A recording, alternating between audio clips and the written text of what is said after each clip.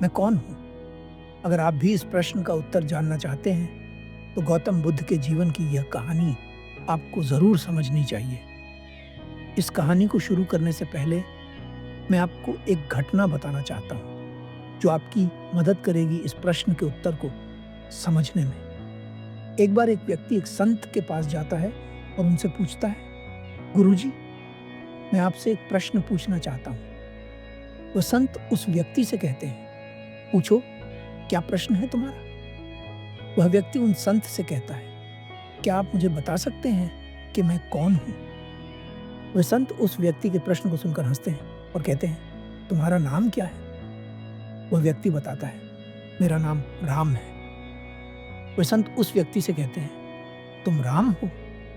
क्या तुम नहीं जानते? वह व्यक्ति उन संत के उत्तर को सुनने के बाद कहता है, ये तो मैं भी जानता हूँ, कुछ अलग बताना हो तो बताइए। वे संत कहते हैं, तुम्हारे प्रश्न के लिए मेरे पास बस यही उत्तर है। कुछ देर बाद एक और व्यक्ति उन संत के पास आता है और उनके सामने खड़ा होकर बस रोने लगता है। संत उस व्यक्ति को देखते हैं और वह व्यक्ति संत को देखकर बस रोता ही रहता है। कुछ क्षण बाद संत अपने आसन से खड़े होते हैं और उस व्यक्ति को गले से लगा लेते हैं। दोनों ही व्यक्तियों के प्रश्न एक जैसे थे। दोनों ही पूछने आए थे कि मैं कौन हूं? एक व्यक्ति ने शब्दों में प्रश्न किया और उसे शब्दों में उत्तर मिल गया, और दूसरे ने बिना शब्दों के प्रश्न किया और उसे बिना शब्दों के उत्तर मिल गया। तो मैं चाहता हूं कि इस कहानी के माध्यम से आप कृपा कर ध्यान से सुनने और अनुभव करने का प्रयास करें। राजा शुद्धोधन के घर में एक पुत्र का जन्म होता है। यह बड़ी खुशी की घड़ी होती है, क्योंकि न जाने कितने वर्षों के इंतजार के बाद उन्हें संतान प्राप्त हुई थी। पूरे राज्य में खुशियां मनाई जाती हैं। राजा अपने पुत्र का भविष्य जानने के लिए ज्ञानी ब्राह्मणों को बुलवाते हैं और उनसे कहते हैं, आप मेरे पुत्र का भविष्य बताइए कि उसका भविष्य कैसा होगा। मेरा पुत्र और साधु सन्यासी, ऐसा नहीं हो सकता। मैं अपने पुत्र को चक्रवर्ती सम्राट बनते देखना चाहता हूँ। कृपा कर कोई ऐसा उपाय बताइए जिससे मेरा पुत्र सन्यासी न बने। सभी ब्राह्मण मिलकर राजा शुद्धोधन से कहते हैं, इसका केवल एक ही उपाय है। कोई भी व्यक्ति सन्यास की ओर तभी बढ़ता है जब उसे जीवन में दुख नजर आता है। यदि आप चाहते हैं कि आपका पुत्र सन्यासी न बने, तो आपको उसके जीवन में आने वाले हर दुख, हर पीड़ा को रोकना होगा। आपके पुत्र को किसी भी दुख या पीड़ा की परछाई भी नहीं दिखनी चाहिए। राजा ऐसा ही करता है। वह हर व्यवस्था करता है जिससे उसका पुत्र दुख से दूर रहे। समय बीतता है और सिद्धार्थ विवाह योग्य हो जाते हैं। राजा अपने पुत्र का विवाह एक सुंदर कन्या से करवा देता है, जिसका नाम यशोधरा होता है। सिद्धार्थ का विवाह होने के बाद राजा शुद्धोधन को पूरा विश्वास हो जाता है कि अब उनका पुत्र सन्यासी नहीं बनेगा। कुछ वर्षों बाद यशोधरा एक सुंदर पुत्र को जन्म देती है। राजकुमार सिद्धार्थ अब पिता बन जाते हैं। राजा शुद्धोधन को अब और भी विश्वास हो जाता है कि अब तो उनका पुत्र सन्यासी बिल्कुल नहीं बनेगा। एक दिन राजकुमार सिद्धार्थ अपने पिता के पास आते हैं और कहते हैं, पिताजी, आज तक मैंने अपने राज्य को नहीं देखा। यदि आपकी आज्ञा हो तो क्या मैं आज अपने राज्य का भ्रमण कराऊं?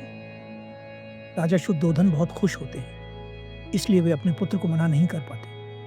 परंतु सिद्धार्थ के राज्य भ्रमण करने से पहले ही राजा शुद्धोधन राज्य के हर प्रमुख मार्ग को फूलों से सजवा देते हैं और पूरे राज्य में यह सूचना दे दी जाती है कि आज सिद्धार्थ भ्रमण के लिए आ रहे हैं। इसलिए कोई भी व्यक्ति उदास न दिखे। सिद्धार्थ को हर व्यक्ति हंसता हुआ दिखना चाहिए। सिद्धार्थ अपने सारथी चन्ना के साथ राज्य भ्रमण के लिए निकल पड़ते हैं। राज्य में हर व्यक्ति सिद्धार्थ को खुश और आनंदित नजर आता है। हर जगह खुशियां मनाई जा रही होती हैं। सिद्धार्थ का मन बहुत प्रसन्न होता है।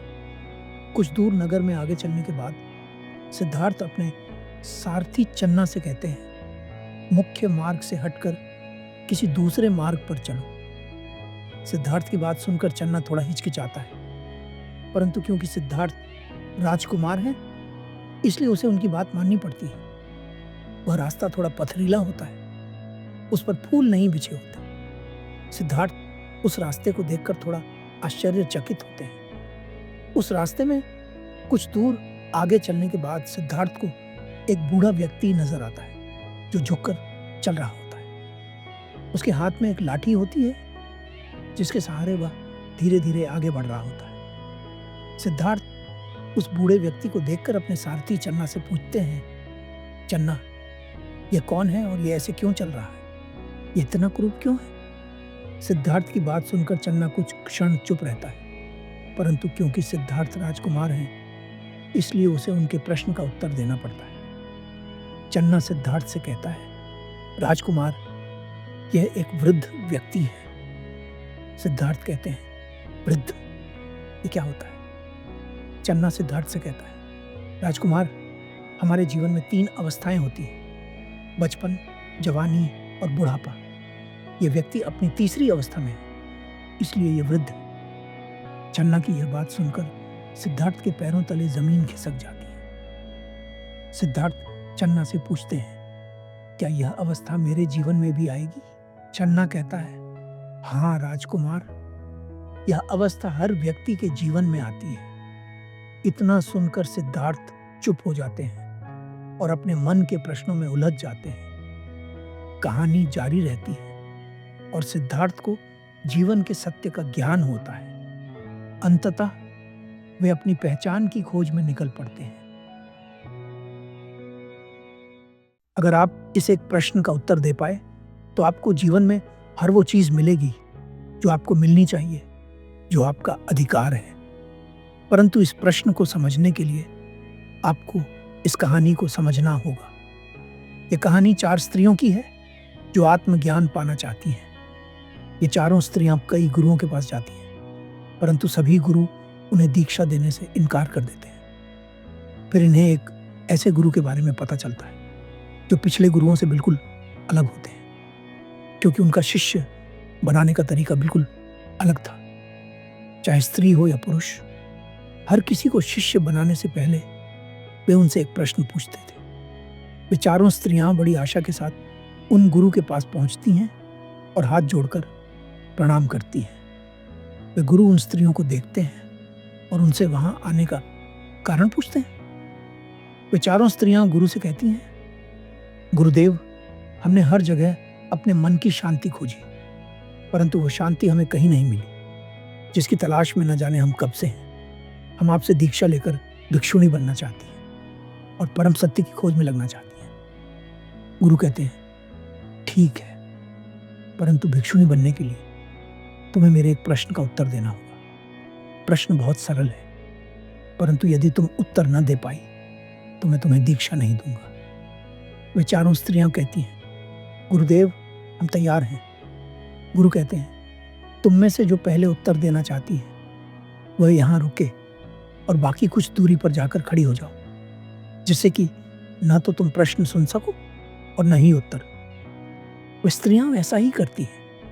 गुरु पहली स्त्री से प्रश्न पूछते हैं, मान लो तुम एक नाव पर सवार हो, उस नाव में 20 पुरुष हैं और तुम एक अकेली स्त्री हो।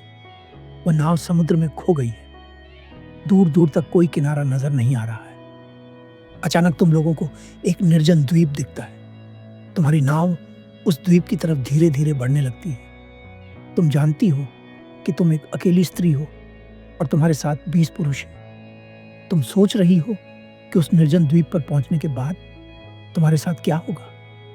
ऐसी स्थिति में तुम क्या करोगी? वह स्त्री कहती है, मैं ऐसी स्थिति में अपनी इज्जत बचाने के लिए समुद्र में छलांग लगा दूंगी, अपनी जान दे दूंगी। जो लोग सुन रहे हैं उनमें से भी कुछ लोगों को यह उत्तर सही लग रहा होगा, परंतु वे गुरु कहते हैं, तुम जा सकती हो, तुम्हारा उत्तर गलत है। जो हुआ ही नहीं, तुम उसके लिए अपने आप को दंड कैसे दे सकती हो? दूसरी स्त्री आती है। गुरु वही सवाल पूछते हैं, मान लो तुम 20 पुरुषों के साथ एक नाव पर सवार हो। नाव समुद्र में खो गई है, दूर दूर तक कोई किनारा नजर नहीं आ रहा है। अचानक एक निर्जन द्वीप नजर आता है। नाव उस निर्जन द्वीप की तरफ बढ़ने लगती है। तुम सोच रही हो कि वहां पहुंचने के बाद तुम्हारा क्या होगा। ऐसी स्थिति में तुम क्या करोगी? वह स्त्री कहती है, ऐसी स्थिति में मैं उस नाव पर जो सबसे ज्यादा शक्तिशाली पुरुष होगा उसे अपने आप को समर्पित कर दूंगी। वो सबसे शक्तिशाली पुरुष मेरी बाकी 19 लोगों से रक्षा करेगा।